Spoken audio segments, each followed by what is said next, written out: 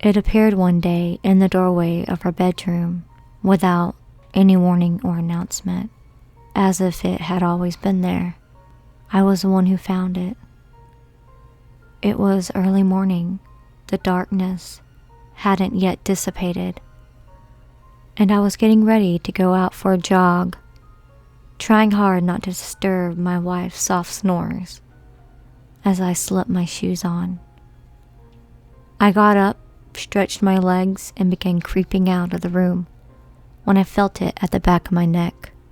A sudden burst of cold air, nipping at the flesh of my neck, causing goosebumps to spring up in an alarm. I gasped as tremors ran through my body. What the fuck? I took a step back, and there it was. Icy cold wind like the breath of an ice dragon being exhaled by the wooden frame of the door.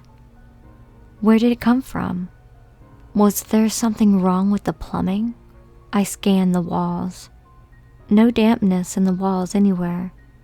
What else could it be? Maybe the old bones of the house had cracked with age, allowing the wind to squirm its way in.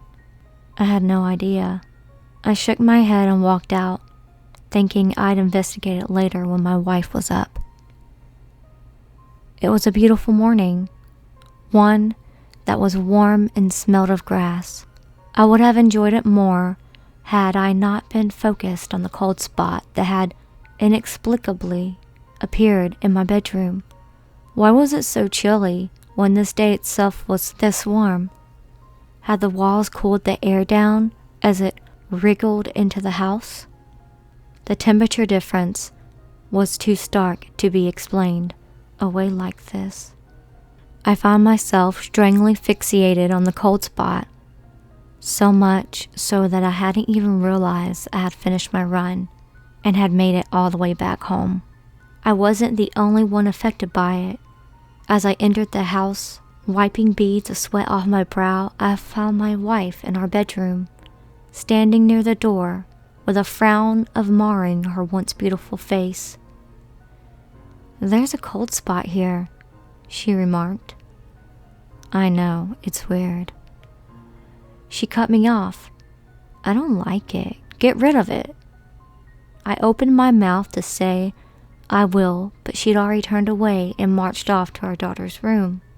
Breakfast was an odd affair that morning, as our daughter sat chattering away about some insane middle school gossip.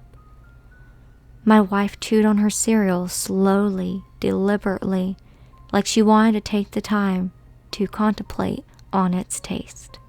Why is it there anyway? She asked abruptly, cutting off our daughter's ramblings. I shrugged. I don't really know. Of course you don't, she spat.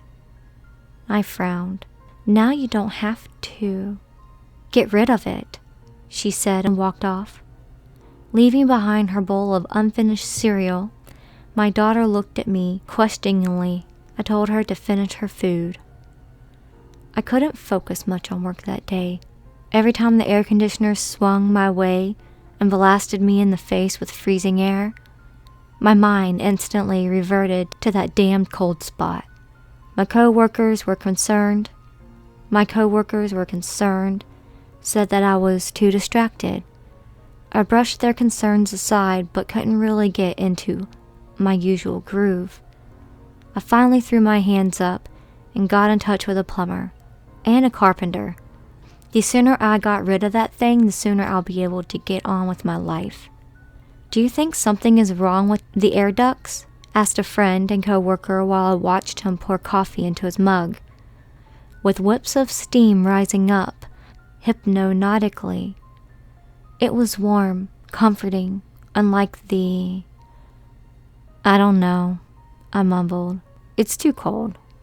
Colder than what should be possible. Huh? He said. Weird. I finished early that day and returned home, whistling a half-forgotten tune in the cold car. I grunted and switched the AC off about halfway into the journey. Back home, I found my wife sitting on the couch in the living room. She'd been waiting for me. Did anyone swing by today? I asked, jaw clenched. She glared at me.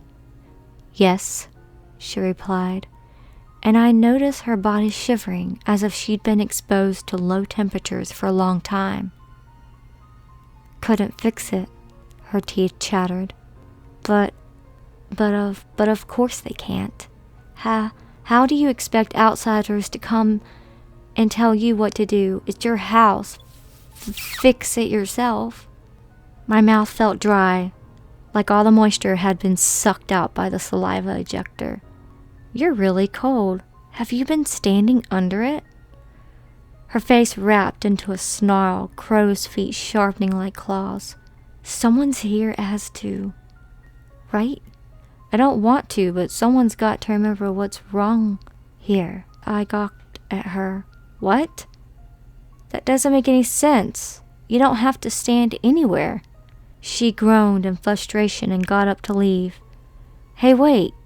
I grabbed her hand to stop her and instantly released it. It was like clutching a lump of ice. It stung the skin of my palm. What had she been doing when I was at work? She marched off to the doorway and stood there, her back facing me. Her body vibrated as the cold crashed into her. I took my jacket off and ran towards the door. Stop, I said, wrapping the jacket around her. What the fuck are you doing? She shrieked and violently tried to throw the jacket off, ignoring the biting cold scraping at my flesh. I tried to push her away from the cold spot, away from this obsessive madness.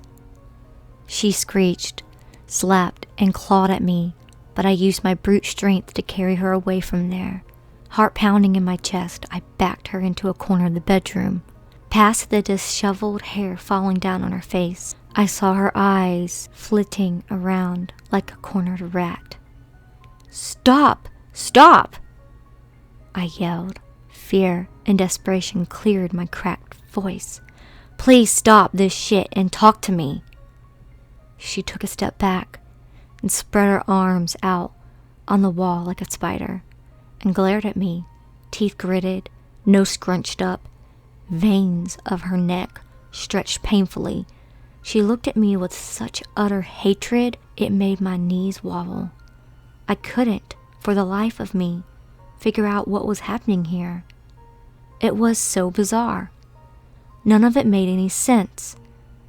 Please, honey, I whispered. Stop. She screamed and ran into me and past me. She shoved me aside and ran faster than I've ever seen her run. Before coming to an abrupt halt at the doorway, shivering and whimpering, she stood there. Despite the pain, despite how weird it was, she stood there like her life depended on it. What are you doing? I asked, exasperated as I tried to wrench her off her spot once again. She fought like a woman possessed as I heaved her onto my shoulders and carried her off to the living room before dumping her on the couch. Let me go! Let me go! She said, slapping at my hands. Let me go! I caught hold of her wrist and pulled her hands above her head, effectively restraining her. She opened her mouth and her chest started quaking as she began sobbing. Please, please let me go. I have to go. I have to go. I have to go. I blinked and fought back tears. Baby, you're scaring me. What's happening? What's wrong? I have to go. I have to go. I have to go. Why, damn it? Why? I have to go. I have to go. I have to. She withered under me, using all her strength to free herself, but I held on for dear life. I hit the gym daily, and so happened to be stronger than the average man. But believe me when I tell you I had to use every bit of my strength to hold her down. But hold her down I did, and slowly the fight left her until she was crying and mumbling nonsense under her breath. When it looked like she'd calmed down, I got her some water to drink. I have to stand there, she explained after gulping down a glass of lukewarm water. I feel it in my bones. that something terrible is going to happen if I don't. I try to reason with her. Nothing is going to happen, okay? It's just air. Air that can make you sick if you're exposed to it for too long. But that's all there is to it. You don't understand. You don't get it.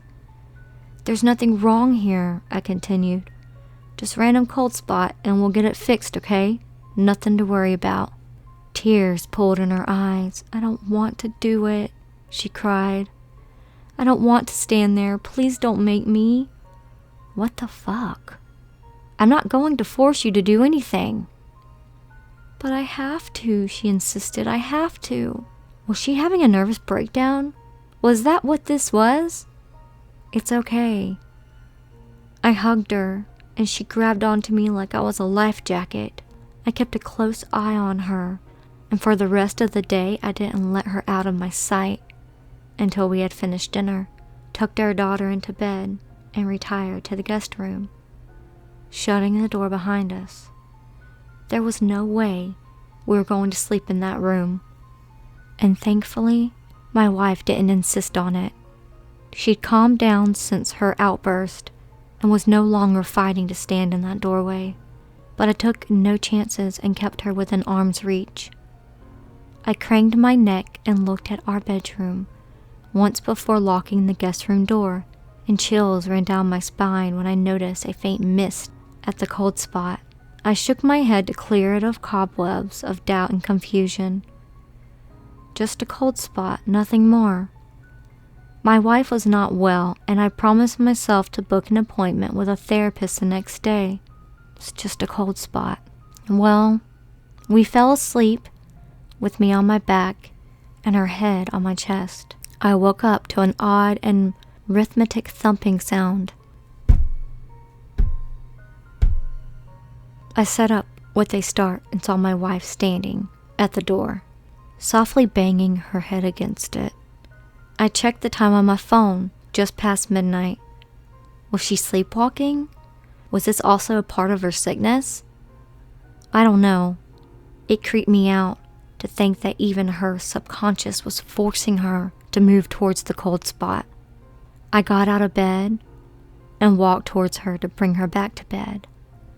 Now, I didn't have a lot of expertise with dealing with people who sleepwalk, so I did what instinct told me to do. I placed my hand on her forehead and began gently redirecting her towards the bed. As I got her to lie down on the bed, I heard something outside.